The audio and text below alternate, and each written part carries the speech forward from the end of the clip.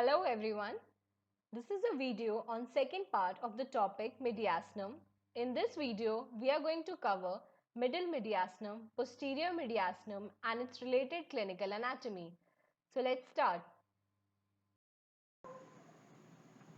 Let's discuss the boundaries of the middle and posterior mediastinum.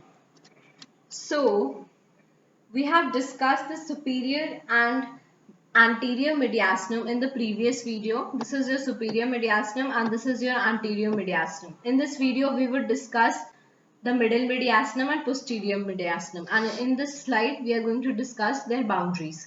So, this is your middle mediastinum. It encloses the heart. So the anterior boundary of middle mediastinum is formed by anterior mediastinum, right? The posterior boundary is formed by posterior mediastinum. I think it is clear from the diagram. And the superior boundary is formed by superior mediastinum and the inferior boundary is formed by diaphragm. So let's discuss the boundaries of posterior mediastinum. So the anterior boundary of posterior mediastinum is formed by your middle mediastinum. The superior boundary is formed by transverse thoracic plane, which separates your superior mediastinum from your inferior mediastinum. So this is your plane, sternal plane, transverse thoracic plane. It is separating your superior mediastinum from your inferior mediastinum, right? So the superior boundary of your posterior mediastinum is formed by this plane, sternal plane or transverse thoracic plane, right? The posterior boundary is formed by thoracic vertebra, lower 8 thoracic vertebra from T5 to T12 and their intervertebral disc, right? Is it clear to you? One thing more that I want to add on is that the lateral boundaries of your posterior mediastinum is formed by mediastinal dura. Mediastinal dura is a part of your parietal dura, right? So coming to the contents of your middle mediastinum. Middle mediastinum encloses your heart and the great blood vessels which are arising from your heart, like your aorta and your pulmonary vessels, right? So first is your heart. Then we have pericardium and then we have arteries like your ascending aorta, your pulmonary trunk which consist of pulmonary arteries and pericardiophrenac artery. Pericardiophrenac artery is a branch of internal thoracic artery. Internal thoracic artery supplies your mammary gland and anterior chest wall. Then we have veins, superior vena cava, lower half of the superior vena cava is a part of middle mediastinum and upper half of superior vena cava is part of superior mediastinum. And azygous vein drains into your superior vena cava and it runs on the right side of your thoracic vertebral column, right? And then pulmonary veins, right and left. The nerves, phrenic nerve and deep cardiac plexus. Phrenic nerve originates from your C3, C4, C5 and it provides motor supply to your diaphragm, right? And we have already done diaphragm. Deep cardiac plexus. Plexus, what is plexus? Plexus is basically a networking or branching of your vessels or nerves. It is similar to braids. You know what are braids? This is your braids, right? This is your braids. So basically plexus is kind of a networking or a branching of vessels or any kind of nerve, and it is a little bit similar to braid, right?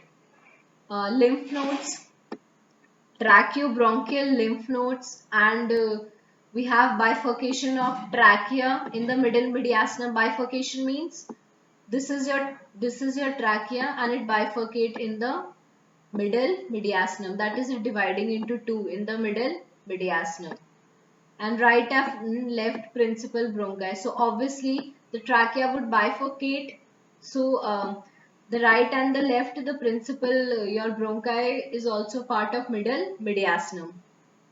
So this is your diagram. This is your heart. This is your pulmonary trunk. You're already familiar with the basic diagram of your heart. So I think this is understood to everyone. Superior vena cava, azygous vein. Azygous vein supplies your right atrium in case your vena cava, your both superior and inferior vena cava are blocked. So it supplies your right atrium also. Then we have right pulmonary veins and ascending aorta. Right? Okay, so coming to the contents of your posterior mediastinum. So this diagram depicts your anterior boundary as well as contents of your posterior mediastinum, right? So the anterior boundary of your posterior mediastinum is found by the posterior boundary of your middle mediastinum, and more specifically, it is formed by pericardium and its vessels, right? Pericardium and its vessels, bifurcation of your trachea and pulmonary vessels.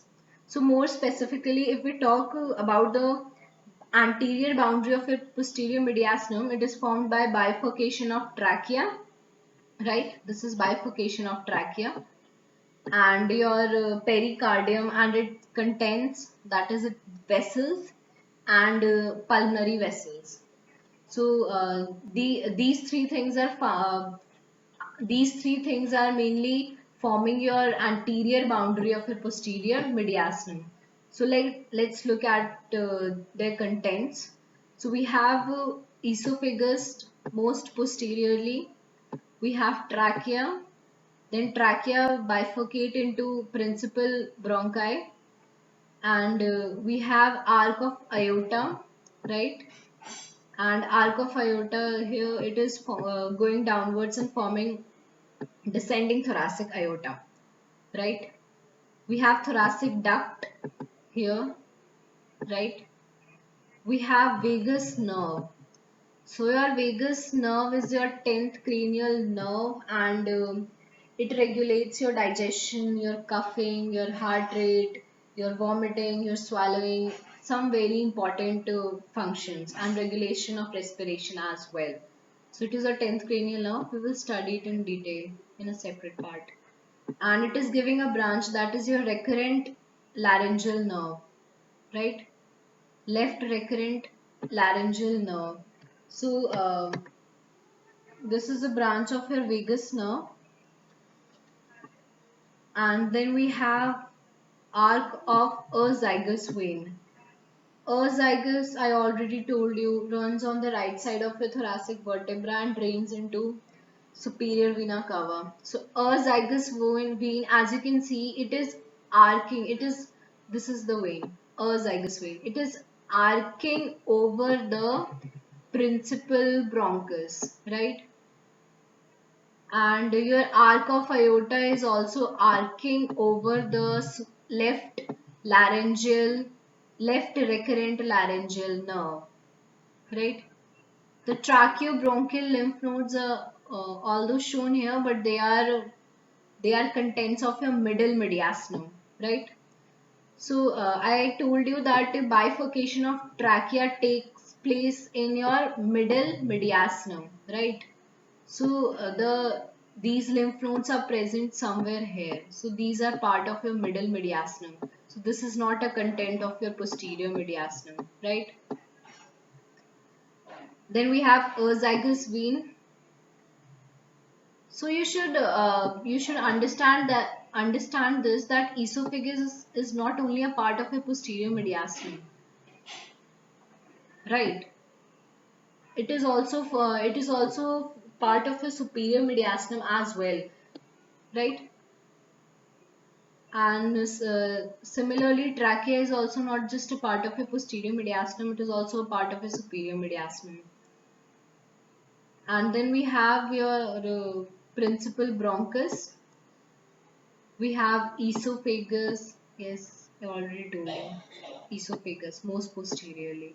Thoracic duct, aorta. So these all are the contents of your posterior mediastinum, right? So you have to remember it. Okay. So guys, don't forget to like, share and subscribe, and if you have any queries, let me know in the comment section below. So this is the last slide of this topic, and we are going to discuss the clinical anatomy related to your mediastinum. So first is your, if you have any neck infection in your pretracheal space, it can also spread to your anterior mediastinum, right? So your anterior mediastinum is very narrow and it is continuous with your superior mediastinum through pretracheal space. Pretracheal space. So if there is any infection in the pretracheal space, it would also spread into anterior mediastinum, right? Then secondly, we have potential dead space in superior mediastinum. So what is potential dead space? So on the right side we have all the large veins. On the right side we have all the large veins, and we have on the left side, on the right side we have large veins, and on the left side we have all the large arteries. So what happens if there is increased blood flow? If there is increased blood flow, so the large veins would expand enormously. They would be expand of the large veins, but the large arteries, they do not expand at all. Because why it is so? Because there is a sufficient space that is present on the right side. There is space that is present on the right side, and we call it as a dead space, and it is the area where tumors of the mediastinum develops first, right? So it is the only area. Potential dead space is the area where tumors of your mediastinum develops, right? Then we have mediastinal syndrome. What is syndrome? Syndrome is group of symptoms. Mediastinal syndrome, in mediastinal syndrome, there is compression of your mediastinal structures. That is your heart, your esophagus, your trachea, and your nerves. So there is compression of these mediastinal structures because there is development of any tumor or any cyst, right? So what are the causes of this particular clinical condition? They can be bronchogenic carcinoma, aneurysm of aorta. What is aneurysm? Aneurysm is ballooning and weakening of an area of an artery. Ballooning and weakening of an area of artery. So aneurysm basically takes place due to increased blood pressure or any atherosclerosis or any infection in your artery, right? So aneurysm of aorta, enlargement of your mediastinal lymph nodes like in Hawking disease. Hawking disease is carcinoma of your lymphatic system, right? So they can be, what are the causes of mediastinal syndrome? Bronchogenic carcinoma, aneurysm of aorta, and enlargement of your mediastinal lymph nodes, right? So what are the clinical features? What are the what are the signs and symptoms that patient presents with? There is engorgement of the veins in upper half of the body, right? There is engorgement of the veins in upper half of the body because there is obstruction in the superior vena cava, right? So this is the first point. Then we have dyspnea. What is dyspnea? Dyspnea is dyspnea is your difficulty in breathing. Dyspnea is difficulty in breathing. So it is because of a compression of trachea. So trachea is a part of a mediastinum, right? Trachea is a part of your mediastinum, and bifurcation of trachea takes place in middle mediastinum. So if in the mediastinum there is any cyst or any tumor growth, so obviously it would compress it adjoining structures. So trachea is also present in the mediastinum, so trachea would also get compressed. So there would be difficulty in breathing. Then we have dysphagia. Dysphagia is difficulty in swallowing. Why? Because esophagus is also getting compressed. Then we have dysapnea. Dysapnea is hoarseness of the voice because the left recurrent laryngeal nerve gets compressed. So this is your vagus nerve and it gives a branch, recurrent branch, that is named as left laryngeal recurrent branch. So it supplies your intrinsic muscles of larynx, and larynx is your voice box, right? So if the intrinsic muscles of the larynx won't get supplied, so obviously there would be hoarseness of the voice, there would be some problem in the voice. So there would be dyspnea. Then we have erosion of the bodies of thoracic vertebra, right? So this is your thoracic vertebra, right? This is your thoracic vertebra. It is something like that. This is your body, right? So the body of your thoracic vertebra would also get erode because of pressure on the vertebral column. When there is compression on the mediastinal structures, so it would put a pressure on the vertebral column as well, because for vertebral column is forming the boundary of your mediastinum, posterior boundary of your mediastinum. So there would be pressure on them also, and there would be erosion of bodies of thoracic vertebra. Then next we have extension of the pus from your posterior mediastinum into neck. Similar to the first point, because posterior mediastinum is also in connection with the superior mediastinum, so there can be pus extension into neck from a posterior mediastinum. Then we have widening of mediastinum. So the size of the mediastinum can also be increased, right? So what are the causes of this particular clinical syndrome, clinical feature? They can be hemorrhage from great vessels, right? They can be hemorrhage from great vessels, like your aorta, like your aorta. If there is any hemorrhage in your aorta due to any trauma or any head-on collision, so there can be hemorrhage and blood can pour into your mediastinum. So there can be widening of mediastinum. This is the first reason. Then we have enlargement of mediastinal lymph nodes, such as in your Hawking disease, right? Any carcinoma of your lymphatic system. Then there can be enlargement of your heart due to congestive heart failure. So there can be hypertrophy of your muscles of your heart in congestive heart failure. So this is also a reason of your widening of mediastinum. Then we have mediastinal shift. So what is mediastinal shift? Mediastinal shift is more of a pathological condition. In mediastinal shift, the mediastinum can shift to your healthy side as well as to the affected side. So mediastinum can shift to your healthy side when there is increased intralural pressure, right? Or it can shift to your affected side when there is pneumothorax or hydrothorax. We have discussed pneumothorax and hydrothorax already in the lural part. So if you don't know, you can refer to that video, right? Then we have mediastinitis. Mediastinitis, the word itis refers to inflammation. So in mediastinitis, there is inflammation of your loose connective tissue of your mediastinum. So the deep infections of the neck. If there is any infection, deep infection in the neck, so it can spread into your thoracic cavity and it can cause mediastinitis, right? So itis is inflammation, inflammation of the connective tissue, loose connective tissue of mediastinum because of any deep infection in your neck which spreads to thoracic cavity and cause mediastinitis. So this is all about the clinical anatomy. And guys, don't forget to like, share and subscribe. And if you have any queries, let me know in the comment section. Thank you.